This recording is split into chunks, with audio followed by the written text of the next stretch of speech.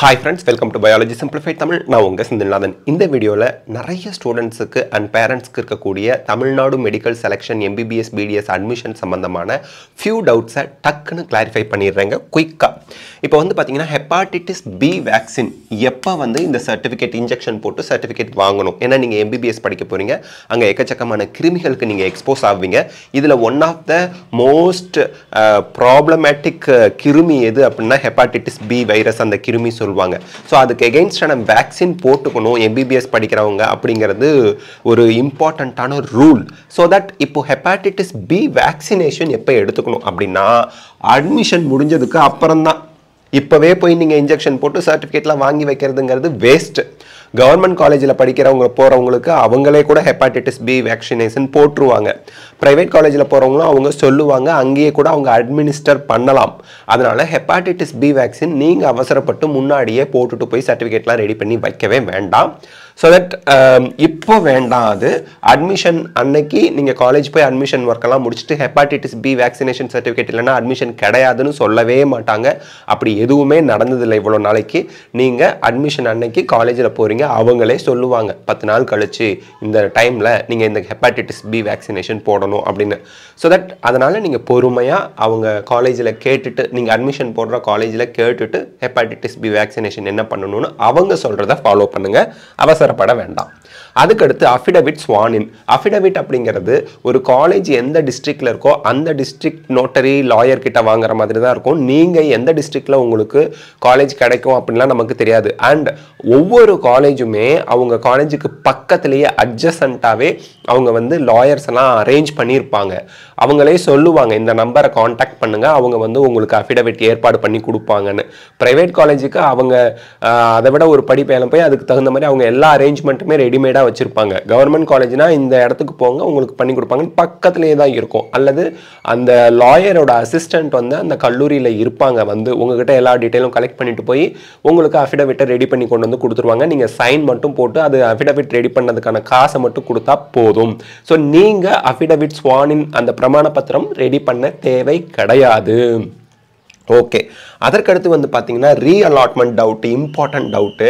Round 1ல் join பண்ணவங்களுக்கு தான் ரீஅலாட்மெண்ட் ஆர் அப்கிரேடேஷன் அப்படிங்கிற ஒன்று அப்ளிகபிள். ரீஅலாட்மெண்ட்னாலும் அப்கிரேடேஷன்னாலும் ஒன்று தான். ஆல் இண்டியா கோட்டாவில் அப்கிரேடேஷன் சொல்லுவாங்க, தமிழ்நாட்டில் ரீஅலாட்மெண்ட்னு சொல்லுவாங்க. அப்கிரேடேஷன் ரெண்டும் ஒன்று தான். ரீஅலாட்மெண்ட்னா என்ன? ஆல்ரெடி அலாட்டட் காலேஜில் யூ மஸ்ட் ஜாயின்டு. இப்போதைக்கு ரீஅலாட்மெண்ட்டுக்கு யாரெல்லாம் எலிஜிபிள்? ரவுண்ட் 1ல் சீட்டு கிடச்சி ஜாயின் பண்ணிடுவீங்க இல்லையா, அவங்களுக்கு தான் எலிஜிபிள். ரீஅலாட்மெண்ட்டுங்கிறது இப்போ நீங்கள் பிடிஎஸ்ல சேர்ந்துருந்தீங்க அப்படின்னா செகண்ட் ரவுண்டில் பிடிஎஸ்லேருந்து MBBS கிடைச்சா தாராளமாக ரீஅலாட்மெண்ட் வாங்கிட்டு போகலாம் கிடைச்சா. அதே போல் MBBS நான் ப்ரைவேட் காலேஜில் கவர்மெண்ட் கோட்டா 4.5 lakhs அல்லது 4.35 lakhs டியூஷன் ஃபீ பே பண்ணி ஜாயின் பண்ணியிருக்கேன் அப்படிங்கிறவங்க கவர்மெண்ட் காலேஜ் செகண்ட் ரவுண்டில் ரீஅலாட்மெண்ட் கிடைச்சா தாராளமாக போகலாம். 18,000 சில்ற அந்த காலேஜுக்கு கிடச்சிருக்கேன், எனக்கு நான் அந்த அளவுக்கு மார்க் வச்சிருக்கிறேன், நோ இஷ்யூ. தாராளமாக ஜம்முன்னு போய் உட்காந்து கவர்மெண்ட் காலேஜில் படிக்கலாம். இப்போ MBBS மேனேஜ்மெண்ட் கோட்டாவில் நான் ஜாயின் பண்ணேன். கவர்மெண்ட் கோட்டா அதாவது SF காலேஜ், அதில் வந்து கவர்மெண்ட் கோட்டா 4.5 lakhs கிடைச்சா 13.5 lakhs வந்து 4.5 lakhs சீட் கிடைச்சா நான் போய்க்கலாமா? தாராளமாக நீங்கள் போய்க்கலாம்.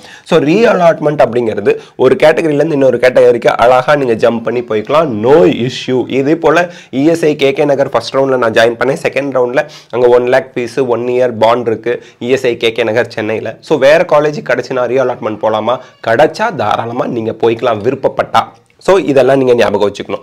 இதில் நான் இப்போ செல்ஃப் ஃபினான்சிங் கவர்மெண்ட் கோட்டாவுக்கு 4.5 lakhsோ 4.35 lakhsோ பே பண்ணியிருக்கேன்.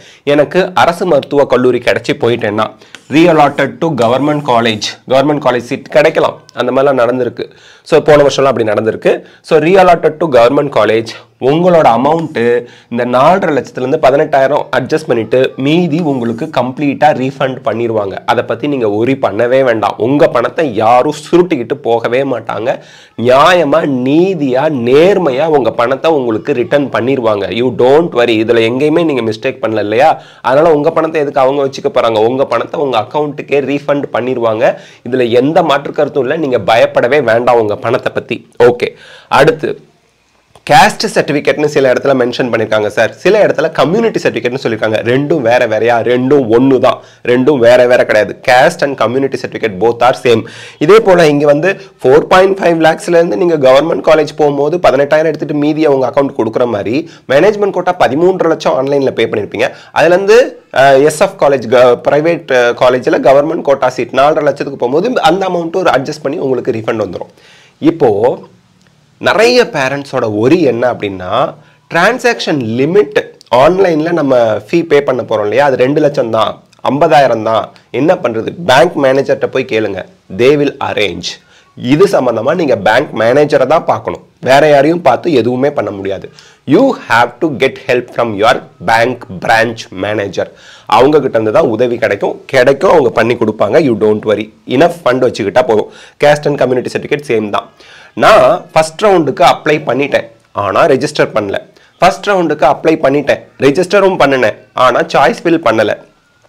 இதில் எந்த கேட்டகரியில் இருந்தாலும் செகண்ட் ரவுண்டுக்கு நீங்கள் பார்ட்டிசிபேட் பண்ணலாம். இப்போது ஃபர்ஸ்ட் ரவுண்டுக்கு நான் வந்து ரெஜிஸ்ட்ரேஷனே பண்ணல, ஆனால் அப்ளைலாம் பண்ணிட்டேன். அப்ளிகேஷன் தமிழ்நாடு மெடிக்கல் செலெக்ஷனுக்கு போட்டுட்டேன், அப்ளை பண்ணிட்டேன், ஆனால் ரெஜிஸ்ட்ரேஷன் பண்ணலை. எதுக்கு? ரவுண்டு 1க்கு. இப்போ ரவுண்ட் 2க்கு ரெஜிஸ்ட்ரேஷன் பண்ணலாமா? ரெஜிஸ்ட்ரேஷன் பண்ணலாம், பார்ட்டிசிபேட் பண்ணலாம் ரவுண்ட் 2ல. இதையே சொல்றீங்க, போன வருஷம் வரைக்கும் இது அலோட் இல்லை, இந்த வருஷம் ப்ராஸ்பெக்டஸ்ல அலோ பண்ணியிருக்கிறாங்க. ஃபர்ஸ்ட் ரவுண்ட்ல ரெஜிஸ்டர் பண்ணாதவங்க, ஆனால் அப்ளிகேஷன் போட்டிருக்கணும், தமிழ்நாடு ரேங்க் லிஸ்ட்ல உங்க நேம் இருக்கணும். அதை தாண்டி நீங்க ஃபர்ஸ்ட் ரவுண்ட் ரெஜிஸ்ட்ரேஷன் பண்ணலைன்னா செகண்ட் ரவுண்டுக்கு ஃப்ரெஷ்ஷாக ரெஜிஸ்ட்ரேஷன் பண்ணிக்கலாம். ரெஜிஸ்ட்ரேஷன் ஃபீ பே பண்ணி செக்யூரிட்டி டெபாசிட் அப்படிங்கிறது பிரைவேட் காலேஜில் கவர்மெண்ட் கோட்டா சீட்டுக்கு 30,000, பிரைவேட் காலேஜில் மேனேஜ்மெண்ட் கோட்டா சீட்டுக்கு 1 lakh. செக்யூரிட்டி டெபாசிட் தேவைன்னா பே பண்ணுங்க. இல்லை கவர்மெண்ட் காலேஜில் மட்டும்தான் நான் பார்ட்டிசிபேட் பண்ண போறேன்னா செக்யூரிட்டி டெபாசிட் கிடையாது. Round 1 registered, security deposit paid அப்படின்னா ரவுண்ட் 1ல ரெஜிஸ்டர் பண்ணினேன், செக்யூரிட்டி டெபாசிட்டும் பே பண்ணேன், தேவையில்லை நான் கவர்மெண்ட் காலேஜ் தான் பார்ட்டிசிபேட் பண்ண போறேன் எல்லா ரவுண்டும், செக்யூரிட்டி டெபாசிட் பே பண்ணல அப்படின்னா நீங்க திருப்பி பே பண்ண தேவையில்லை, எகைன் பே பண்ண வேண்டாம், நீங்க ரவுண்ட் 2ல பார்ட்டிசிபேட் பண்ணலாம். சீட்லாம் அலாட் ஆகல சார், ஃபர்ஸ்ட் ரவுண்ட்ல நான் ரெஜிஸ்ட்ரேஷன் ஃபீ பே பண்ணிட்டேன், செக்யூரிட்டி டெபாசிட் தேவைன்னா பண்ணிக்கிறேன், பண்ணல, ஓகே. அதாவது கவர்மெண்ட் காலேஜில் பார்ட்டிசிபேட் பண்ண செக்யூரிட்டி டெபாசிட் இல்லை, பட் பிரைவேட் காலேஜில் செல்ஃப் ஃபினான்சிங் சீட்டுக்கு நீங்கள் வந்து செக்யூரிட்டி டெபாசிட், கவர்மெண்ட் கோட்டா சீட்னா 30,000, மேனேஜ்மெண்ட் கோட்டா சீட்னா 1 லட்சம் பே பண்ணணும்.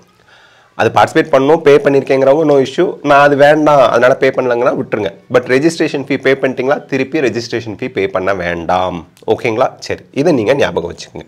So these all are the things you should no.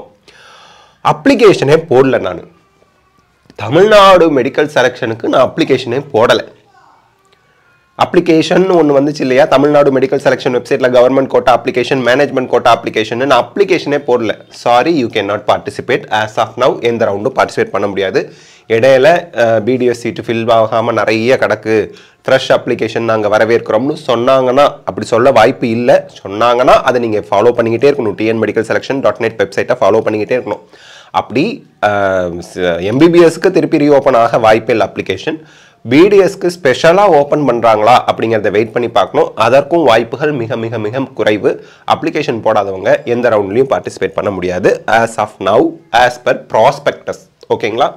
So these all are very important doubts students and parents கேட்டிருந்தாங்க. அண்ட் இது கண்டிப்பாக நம்ம எக்ஸ்ப்ளனேஷனும் கொடுத்தாகணும் அப்படிங்கிற மாதிரி டவுட் எல்லாம் நம்ம கிளாரிஃபை பண்ணிருக்கோம். இந்த வீடியோ உங்களுக்கு ஹெல்ப்ஃபுல்லாக இருந்தால் லைக், ஷேர், கமெண்ட் பண்ணுங்க. பயாலஜி சிம்பிளிஃபைட் தமிழ் சேனலுக்கு சப்ஸ்கிரைப் பண்ணுங்க. Because your support is our strength. Thank you.